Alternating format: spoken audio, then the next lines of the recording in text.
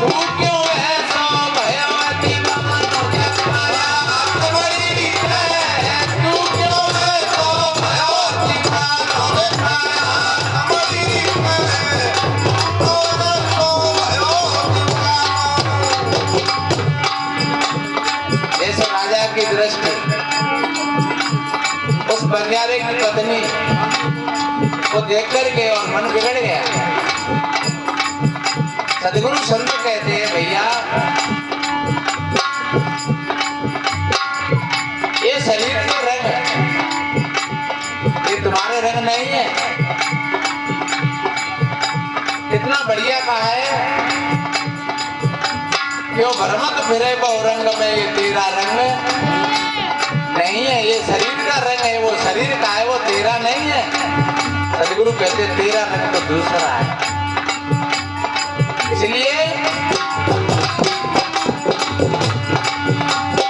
काया चमड़ी पे तू क्यों ऐसा भयो दीवानो काया चमड़ी पे तू क्यों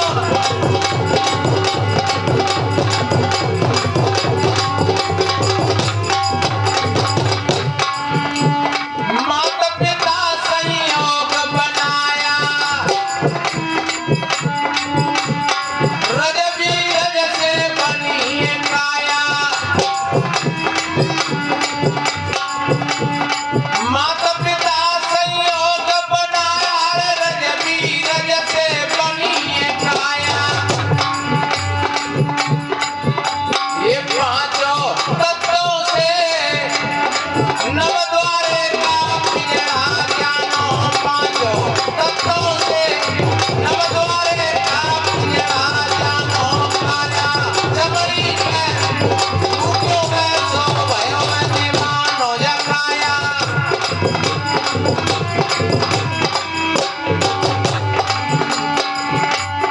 ये चमड़ी लागे अति सुंदर,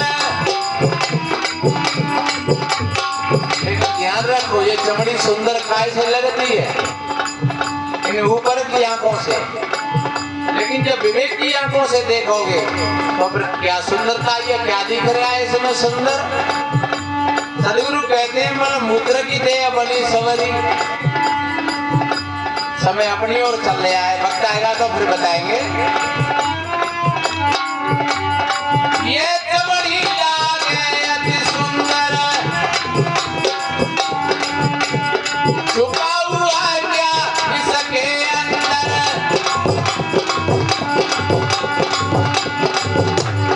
ये चमड़ी लागे अति सुंदर छुपा हुआ क्या इसके अंदर। ये रक्त मांस पसली मध्या में वीर्य बखानो रक्त मांस पसली मध्या में वीर्य बखानो काया चमड़ी पे तू क्यों ऐसा भयो। और सभी जानते हैं मेरे भाई बहनों कि मुट्ठी बांध के आया बंदे हाथ पसारे जाएगा, लेकिन बीच बीच में कितना छल कपट बेईमानी पद के लिए, प्रतिष्ठा के लिए, सम्मान के लिए, और समझता है दूसरों को धोखा देना कि मेरी चालाकी को कोई नहीं समझता है। पर ध्यान रखो एक वक्त ऐसा आएगा कि वो चालाकी चौराहे पर खड़ी बिकेगी। ये प्रकृति का सिस्टम है, ये नंगा करके खड़ा कर देती है। इसलिए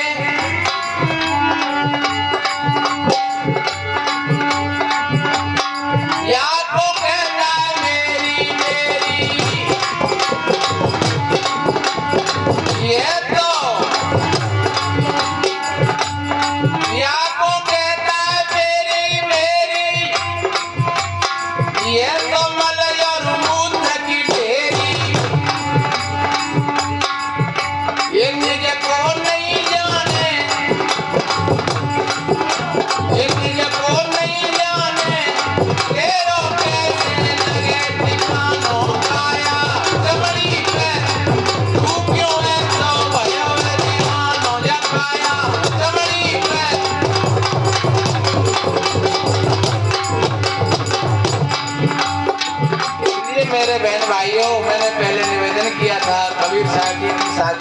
लेकर के कनक कामनी। बड़े बड़े खून खराब हुए सदियों सदियों से। कहते हैं झगड़े के जर तीन जर जोरू जात जमीन, ये तीन चीजें झगड़े की। इसलिए जो समझदार और विवेकी रहे वो संसार में इन तीन चीजों से ऊपर उठ करके उन्होंने काम किया। जाति समाज के झगड़े, पद प्रतिष्ठा के झगड़े, पहले राजा महाराजा चढ़ाई करते एक दूसरे पर, खजाने में लूटते, बहने में ले जाते, उसकी जमीन जायदाद पर कब्जा कर लेते। और आज भी वही चल रहा है। देखो सुरंगें चल रही हैं, बम्बाइट हो रही है, बड़ी बड़ी लड़ाई हो रही है रोज आए दिन। सदगुरु कहते हैं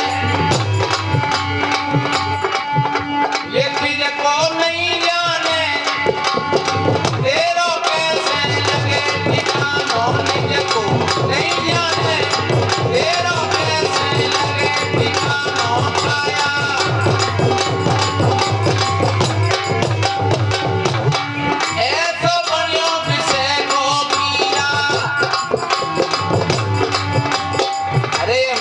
शरीर विषय भोगों के लिए नहीं मिला है,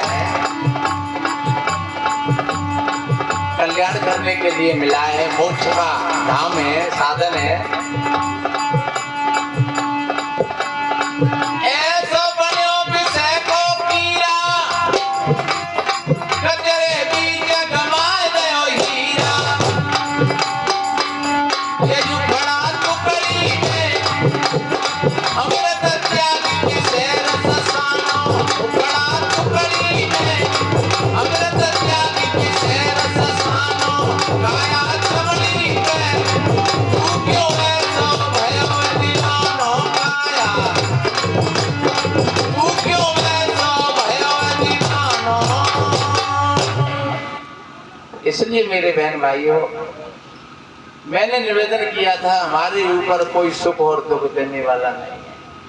कहीं न कहीं हमारी वो भूल होती है, तो हम कल को ठीक करने के लिए हम आज ही अपने वर्तमान को संभालें।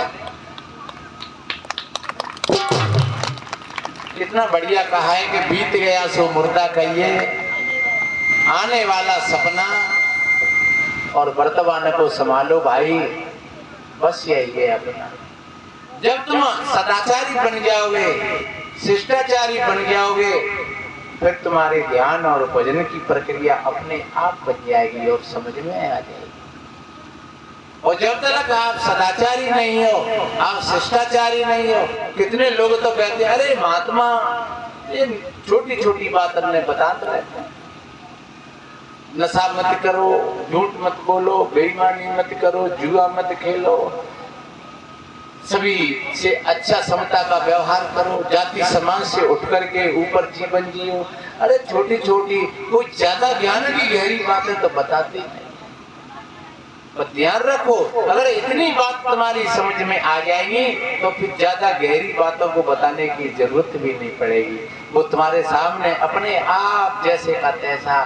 क्यों कि जब पहली सीढ़ी पर पैर रखते हैं तो दूसरी सीढ़ी अपने आप सामने आ जाती है। जब दूसरी पे रखोगे तो तीसरी अपने आप आ जाएगी, फिर चौथी पे, पांचवी पे, छठवीं पे, और तुम्हें पता ही नहीं लगेगा। एक क्षण वो आ जाएगा कि तुम छत पर पहुंचे।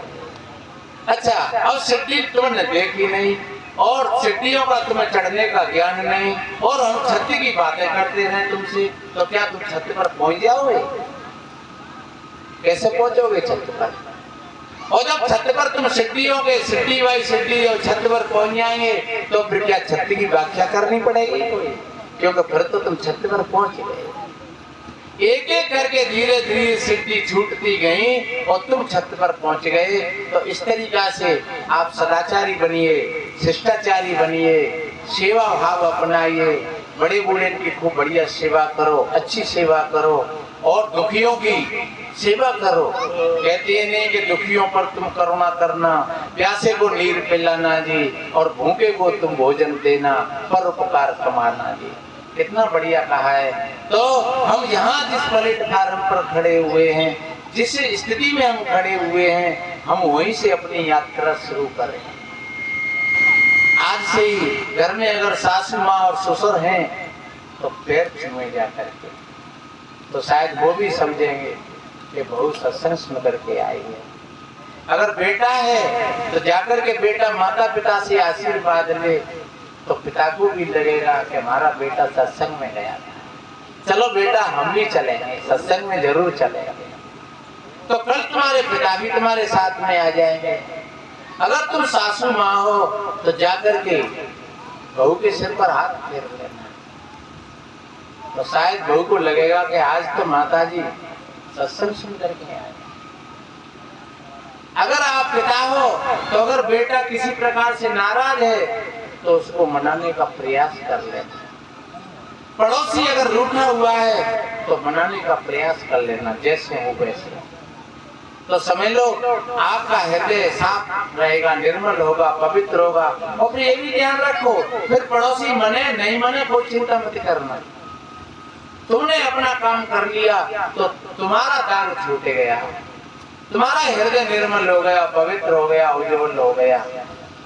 अगर तुम्हारे अंदर में गांठ है, तुम्हारे अंदर में अगर ऐठा है, तो ध्यान रखो कि ऊपर की मीठी मीठी बातों से और चापलूसी करने से काम नहीं चलता है। क्योंकि हित अनहित पशु पक्षु जाना और मानुष तन गुण ज्ञान ने दहाना। आपने कभी देखा होगा, आप तो सभी किसान हैं, आपने भैंस के नीचे बच्चा छोड़ दिया और वह भैंस नाराजगी कर रही है, भाई मैं बच्चा है, तो वो पिता को ना जाए ना आगे धराने में, तुम बच्चा है पिता को कर दो, वो पिता को उधर दूसरी तरफ हो जाते हैं। और फिर हमें बच्चा पे गुस्सा आती है कि जी भैंस में ना जाए रो, क्यों ना जाए रो बताओ, ये दिख रो ना का, और हम भाई भैंस में ले जा रहे हैं और वो बार बार लौट के वो दूसरी ओर हो जाते हैं, क्योंकि उसको पता है कि मेरी माँ नाराज है। और जब तुमने पहुंचा भी दिया तो वो लात मार करके ट्रक और उधर जा करके खड़ी हो गई। तो तुम नहीं जान रहे थे उस बात को, वो बच्चा समझ रहा था कि आज मेरी माँ नाराज है जी, मुझे दूध नहीं पिलाएगी, लेकिन तुम नहीं समझ पा रहे। तुम्हें वह बच्चा की गलती दिख रही और बच्चा जानना होगा कि मुझे नाराज है, तो वो जानने आता अपनी माँ की बात को और तुम नहीं जान रहे। ऐसे ही ध्यान रखो, हित और अनहित वो पशु जानते हैं, पक्षी जानते हैं, पर ये मनुष्य नहीं जानता था। क्योंकि जहाँ स्वार्थ की प्रलोभन की चादर ओढ़ करके बैठा हुआ है, जैसे राजा ने प्रलोभन की चादर ओढ़ रखी थी और उसकी पत्नी को बचाने की कोशिश में था। जैसे महाराज दशरथ के अंदर में ये भाव था कि अगर भरत जी आ गए और अगर कैकेयी को पता लग गया तो शायद राम राजा बने बने नहीं बने, तो इसी तरह के मारे और उनसे उन्होंने कहा नहीं और वो ही डर उसके सामने आ गया। बच्चा उसी तरह के मारे अपनी माँ के नीचे नहीं जा रहा था, और जब तुमने गिर कर ये कर दिया और लात मार के अलग खड़ी हो गई, वही दरवाजे सामने आ गया। और तुम जिस डर से डर रहे हो और जिस डर के लिए डरते डरते डरते डरते और वही डर तुम्हारे सामने भी आ जाता है। इसलिए निर्भय होने के लिए आप निर्भय हो जाइए। आप छल कपट झूठ ईर्षा बेईमानी सारे द्वंद्वों का त्याग करके और बढ़िया सेवा भक्ति सहानुभूति करुणा इन सारी चीजों का अगर आप उपयोग करोगे, आपका जीवन बढ़िया बनेगा, अच्छा बनेगा, सुंदर बनेगा। देखो, और सुनकर के वैसे ही मत चले जाना। एक छोटी सी बात है, पूरा कर रहे हैं, बताते हैं। एक मूर्तिकार ने 3 मूर्ति बनाई और बाजार में लेकर के आए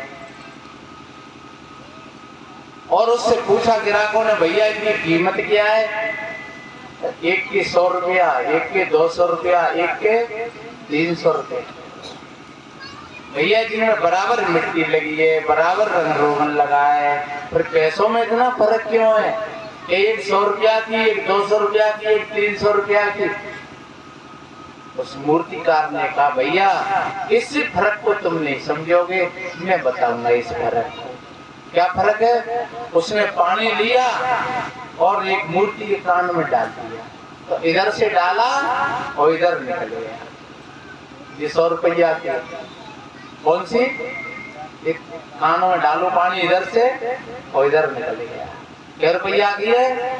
वो 100 की। एक मूर्ति के कान में डाला और वो मुंह में होकर के निकला, वो 200। और एक मूर्ति के कान में डाला और वो सीधा पेट में चला गया, वो 300 रुपया। अब आप समझ लेना, आप 100 रुपया वाइए कि 200 रुपया वाइए कि 300 वाइए। अगर जिनके पेट में ये बातें चली गई तो समझ लेना आप 300 रुपया गए हैं। अगर कानों से सुन करके और मुंह से निकाल दिया तो समझ लो 200 रुपया गए हैं। और अगर इधर कान से सुनी और झैं फरफरा करके और चले गए आप तो समझ लो 100 रुपया गए। चलो 100 रुपया तो मिलेंगे, क्योंकि जहाँ तक आए हो, समय खर्च करो, बैठे हैं तो 100 रुपया के तो चाहिए। पर नहीं, 100 के नहीं 200 का होने का कोशिश करना, 200 की नहीं 300 की होने की कोशिश करना। क्यों? समृद्ध शक्ति का खजाना है तुम्हारा हृदय। आपके हृदय में सारी शक्तियों का भंडार है। मैंने कल बताया था ये 9 देवियों का, 9 शक्तियों का पुंज आपका हृदय है। जब 9 शक्तियों की तुम उपासना करोगे तो आपके हृदय में और 9 शक्तियों का प्रादुर्भाव होगा, तो आपका जीवन और जन्म अच्छा बनेगा। तो हम धन्यवाद देते हैं यहाँ सभी भाई और बहनों को, इस पावन पवित्र भूमि पर और संत महात्माओं का आगमन हुआ है आज। और बड़े बड़े अच्छे महात्मा महापुरुष यहाँ पधारे हुए हैं। और हमारे भैया बोल रहे थे जो रामपाल जी के, जो आज हमारी यहाँ सत्संगत में भाई बहने आए हैं वो कल सब लोग आएंगे, सबका निमंत्रण कर रहे हैं। कल वो सभी भाई बहने आए और खूब बढ़कर के आए हैं। एक भाई बहन कोई और 2-4 लोग लेकर के आए अपने साथ में। तो कल सत्संग भी होगा और फिर भोजन भंडारा भी होगा। एक शरीर का भोजन और एक आत्मा का भोजन। तो आत्मा का भोजन है वो संत बांट रहे हैं और कल शरीर का भोजन है वो भक्त की तरफ से रहेगा। पर नहीं, ध्यान रखो ये भी उसी भक्त का ही सहयोग है। जो आत्मा का भोजन जो मिल रहा है ये भी उसी का सहयोग है। संत महात्मा तो नहीं है तो बुलाए नहीं, इसलिए उनके लिए साधुवाद। आप सभी भाई बहनों के लिए भी साधुवाद। और ऐसा संतों का भाव होता है। सर्वे भवन्तु सुखिनः, सर्वे सन्तु निरामयाः, सर्वे भद्राणि पश्यन्तु मा कश्चित् दुःख भाग् भवेत्। सभी के जीवन में